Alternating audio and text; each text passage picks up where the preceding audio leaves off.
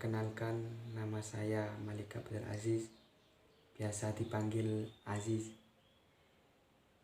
Saya dari Fakultas Ilmu Tarbiyah dan Keguruan, jurusan PGMI, Pendidikan Guru Madrasah Ibtidaiyah, UIN Maulana Malik Ibrahim Malang. Di sini saya akan memberikan contoh-contoh 5M dan fungsinya vaksinasi yang benar.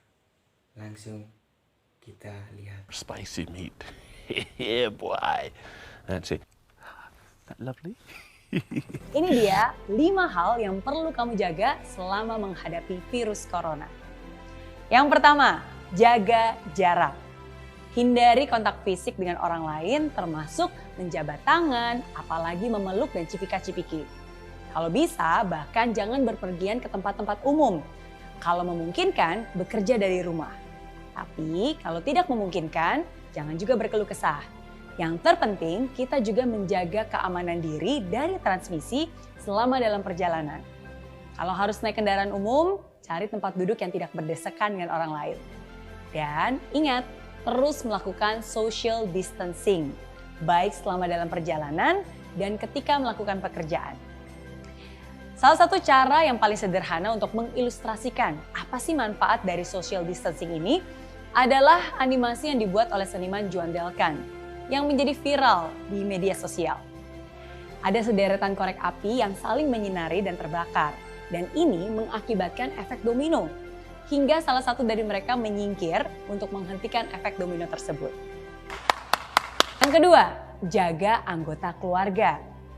Yang perlu diperhatikan bukan hanya diri kita, tapi juga orang-orang terdekat.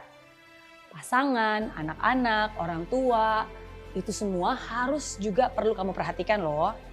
Menjaga tidak hanya kesehatan dan kebersihannya, tapi juga hatinya.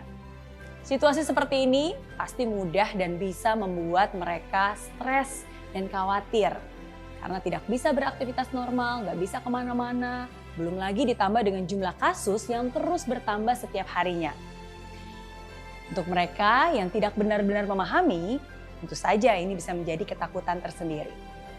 Cobalah untuk mendengar dan memahami kekhawatiran mereka. Berikan juga kepada mereka pemahaman yang tepat. Dan jangan juga semakin membuat mereka khawatir dengan keresahan kamu.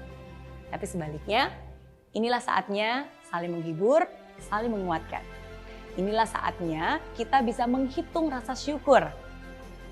Tidak semua hari memang baik, tapi pasti ada yang baik setiap harinya kan. Yang ketiga, jaga jempol. Loh, kok jaga jempol? Iya, betul. Di tengah banyak pekerjaan yang terdampak gara-gara corona, ternyata belakangan ini muncul pekerjaan baru, yaitu WhatsApp forwarder.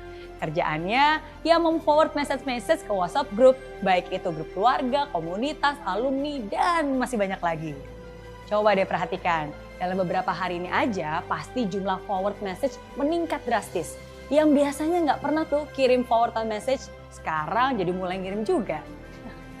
Ayo, kalau kamu senyum-senyum, mungkin kamu salah satunya juga ya. Nggak salah sih, bagus justru. Karena kita ikut membantu menyebarkan informasi. Tapi penting untuk kamu jaga jempol supaya tidak dengan mudahnya menyebarkan berita. Cek dan recheck dulu, pelajari, saring dulu. Pastikan kamu tahu sumbernya dari mana. Pastikan kamu cari tahu kebenarannya. Jika itu memang informasi yang berguna, kamu boleh-boleh saja membagikannya. Tapi jangan sampai semua informasi yang kamu terima langsung kamu sebarkan begitu saja.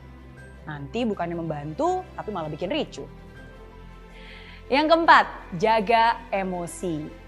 Situasi seperti ini pasti tidak sesuai dengan yang kamu harapkan. Bahkan mungkin banyak rencana yang kamu buat sebelumnya jadi berantakan. Liburan yang batal, tiket pesawat yang hangus, penjualan jadi sepi, omset bisnis menurun. Wah. Coba ya, untuk tetap tenang, jaga emosi dan perasaan kamu. Wajar sih jika saat ini kamu takut, tapi jangan sampai jadi panik yang akut. Karena faktanya 90% dari ketakutan manusia itu tidak menjadi kenyataan. Setiap masalah pasti ada solusi. Setiap masa yang susah pasti bisa terlewati. Yang kelima, jaga kesehatan. Ya, ini paling penting. Tahukah kamu, apakah wabah corona ini akan berakhir atau justru malah akan bertambah? Semua itu ada di tangan kita. Ya, benar-benar ada di tangan kita. Karena lewat tangan kita lah virus ini akan mati atau akan disebarluaskan. Kalau kita menjaga kebersihan diri, cuci tangan dengan air mengalir dan sabun selama minimal 20 detik, maka virus itu akan mati di tangan kita. Tapi kalau kita cuek, malas dan menganggap remeh dan tidak hati-hati, pegang sana, pegang sini, wah virusnya itu justru malah bisa jadi kemana-mana. So, penting banget nih untuk jaga kebersihan. Ingat, cuci tangan dengan sabun dan juga air mengalir selama 20 detik. Gunakan hand sanitizer, langsung mandi dan ganti pakaian setelah kamu berpergian. Dan jaga juga kebersihan rumah. Lakukan disinfeksi. Dan tentunya jaga pola makan, jaga pola tidur, olahraga. Intinya, tingkatkan imunitas tubuh agar kita tidak mudah terjangkit virus corona. Dan yang terpenting, yang tidak boleh terlewatkan juga, berdoa dan tetap percaya bahwa Tuhan akan segera membawa kita keluar dari wabah ini. Jadi ingat ya, jaga jarak, jaga keluarga, jaga jempol, jaga emosi, dan jaga kesehatan. Kuat imun, kuat iman. Sekali lagi dulu guys, jangan lupa like, comment, and subscribe. Hai semua, hai dok, balik lagi bersama saya Dr. Desinta Putri Mulia. Kali ini kita akan bahas seputar vaksin.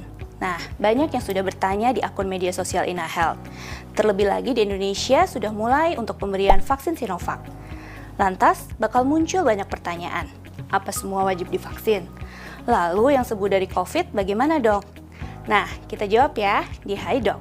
Oke, kita jawab ya dari pertanyaan yang pertama.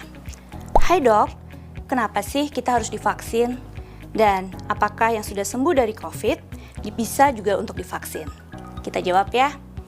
Vaksinasi adalah suatu upaya intervensi kesehatan yang sifatnya tidak hanya melindungi diri sendiri, tapi juga melindungi populasi.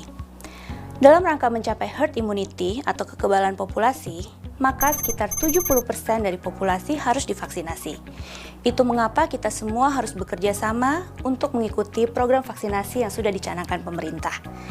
Jadi, jangan ragu untuk vaksinasi dan kita harus mau bila waktunya sudah tiba. Nah, bagi Anda yang menderita COVID, sebetulnya sudah memiliki kekebalan di dalam tubuhnya. Namun, jika suatu saat kekebalan itu turun, maka Anda bisa untuk mengikuti vaksinasi seperti yang lain. Nah, sekarang pertanyaan yang kedua ya. Hai dok, kriteria apa saja orang yang tidak bisa disuntik vaksin? Pemberian vaksinasi sangat mengutamakan faktor safety atau keamanan. Ada beberapa populasi yang memang saat ini belum diizinkan untuk vaksinasi. Terlebih karena sumber-sumber penelitian masih berkurang untuk orang-orang tersebut. Siapa saja mereka? Yang pertama, wanita hamil dan ibu menyusui. Mereka adalah kelompok yang saat ini belum bisa divaksinasi. Yang kedua adalah mereka dengan imunokompromis atau imunodefisiensi. Apa itu imunokompromis dan imunodefisiensi? Itu adalah kelompok orang dengan daya tahan imun yang kurang. Bisa karena banyak hal. Bisa karena kemoterapi, karena mereka adalah penderita kanker, bisa karena mereka menderita HIV, dan banyak hal yang bisa menyebabkan seseorang daya imunitasnya berkurang. Dan kelompok ketiga adalah mereka dengan penyakit autoimun. Untuk syarat-syarat lain, harus dibicarakan oleh dokter yang bertanggung jawab untuk memberikan vaksinasi. Sehingga jangan ragu untuk bertanya apakah Anda memiliki kontraindikasi untuk mendapatkan vaksinasi. Yang pasti, kami menjamin keamanannya. Bersabarlah, tetap divaksin, dan tetap memperhatikan protokol kesehatan. Gimana? Sekarang sudah paham ya tentang vaksin?